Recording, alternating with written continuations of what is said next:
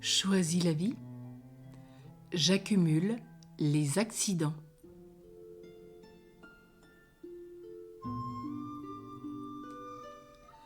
Je reconnaîtrai mon psychisme blessé aussi à travers mes accidents. Il traduit souvent un état d'encombrement mental et donc un manque de vigilance qui me met en situation de vulnérabilité. À propos des accidents, il est prouvé que les facteurs psychologiques y tiennent une grande part. Quelqu'un qui est désencombré, qui voit la vie de façon positive et qui a une bonne hygiène de vie, sera beaucoup plus attentif qu'un autre qui se sent coupable, surmené ou qui passe son temps à se punir en s'attirant des ennuis ou qui a son cerveau encombré, toujours en train de ruminer.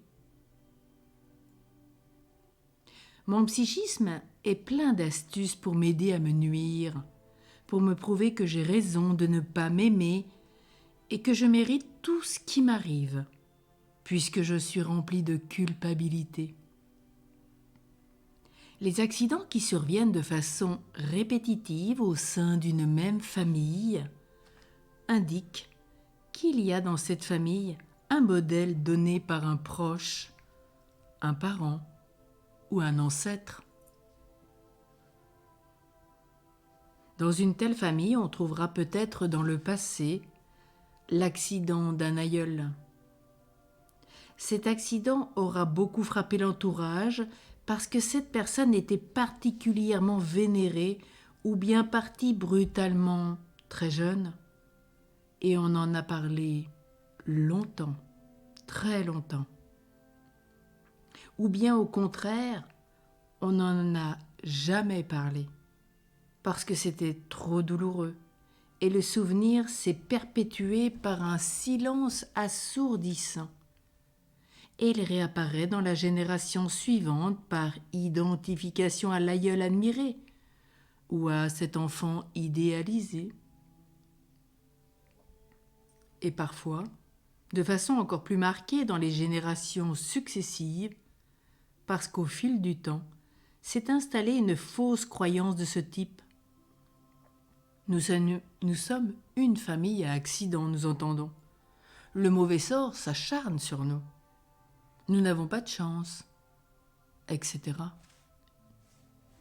Dans cette famille où s'accumulent les accidents, il serait souhaitable qu'un de ses membres puisse décider de dire devant tous qu'il n'y a aucune valeur dans le fait de se casser un bras ou une jambe et qu'à partir de maintenant, c'est fini.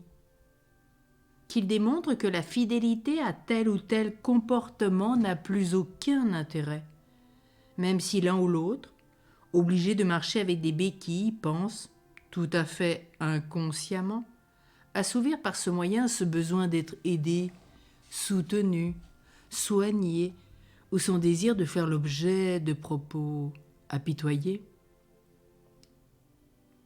Pour finir, qu'il donne l'assurance qu'il y a d'autres façons de se faire aimer, d'être apprécié, d'avoir de la valeur que celle de faire pitié. Le membre de cette famille qui aurait l'inspiration de tenir ces propos rendrait un grand service à tous en leur rendant leur place d'individus autonomes, en leur proposant un autre sens à leur vie au lieu de les maintenir dans une tradition familiale, où tous sont indifférenciés et unis dans la même fausse croyance. Mais, paradoxalement, il faut parfois beaucoup de courage pour se démarquer ainsi d'une croyance familiale. Ne faisons pas donc germer ces graines de souffrance, cassons ces fausses croyances. Il n'y a pas de fatalité, de déterminisme à ces accidents, sinon une légende familiale entretenue avec zèle ou qu'il faut reproduire. Plus, il y aura aussi des répétitions dans une famille, plus la tendance à la reproduction sera grande et plus il faudra une conscience aiguë pour l'arrêter. Et bien souvent, nous ignorons ce qui s'est passé dans les générations précédentes, ce qui a pu être à l'origine des maladies, accidents ou mort brutale en question. Il survit en nous seulement un scénario. Alors, ce matin, demandons l'aide à Notre-Dame de la Salette. Dans ce lieu où l'on peut vivre avec la Vierge Marie, la Vierge des douleurs, elle qui connaît les souffrances, elle qui connaît toutes les blessures, tous les incidents de la vie, tous les événements douloureux. Demandons à la Vierge qu'elle nous accompagne, qu'elle nous sorte de nos culpabilités.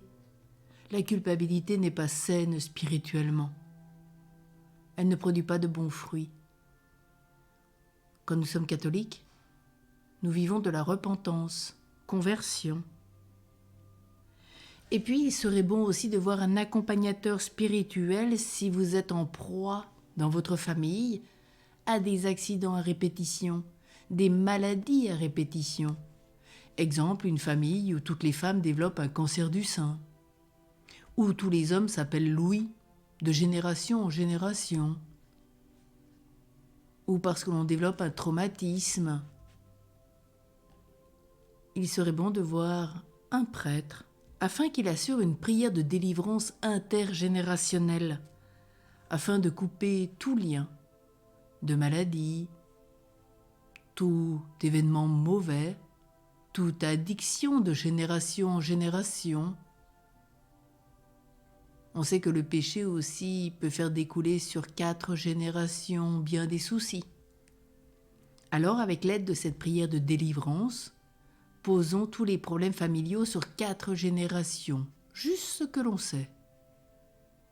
Peut-être des avortements à répétition dans toute génération, des pardons non donnés, entretenus, des secrets de famille. Dans chaque génération, un homme ou une femme meurt à la guerre, développe un cancer du même type. Faisons cette relecture, déposons-la à l'accompagnateur, le prêtre fera la prière de délivrance, et après nous sommes libres, une fois pour toutes libérés. Il faut accepter cette délivrance. Et puis peut-être prier cette belle prière de délivrance, l'une des plus belles, le Notre Père. C'est la prière de Jésus. Vous aidez avec un psaume 90. Mais ne répétez pas à longueur de journée des prières de délivrance, etc. Le Dieu de délivrance est venu, il vous a libéré, il vous a sauvé une fois pour toutes. Et certains entretiennent ce mal de génération en génération. Demandons l'aide de l'Esprit Saint qui vient libérer les captifs, nous rappelle saint Luc au chapitre 4, verset 18. Quand l'Esprit Saint est à l'œuvre, Jésus est à l'œuvre, le Père est à l'œuvre, aidé de la Vierge Marie avec Notre-Dame de la Salette, Saint Joseph, tous les saints qui intercèdent pour nous et prient pour nous. Nous sommes libérés, c'est bien la grâce du carême. On a été libérés de toute captivité. Ensuite, à nous de l'accepter, prier. Des saints disent qu'il y a un être par famille qui œuvre pour la délivrance. Alors demandons cette grâce particulière et demandons qu'avec l'aide de la Vierge Marie, nous puissions cheminer dans ce chemin de la délivrance, peut-être avec Notre-Dame de Pontmain aussi, déclarer Notre-Dame de la délivrance. Demandons l'aide à la Vierge de la Salette, elle qui a vécu la souffrance et qui aujourd'hui se révèle avec toujours ce marteau, avec cette tenaille, ces clous et ces chaînes, pour nous montrer que nous sommes libérés. Écoutons ce témoignage, vivons-en, changeons de vie et nous serons libérés. À nous de vouloir l'accepter.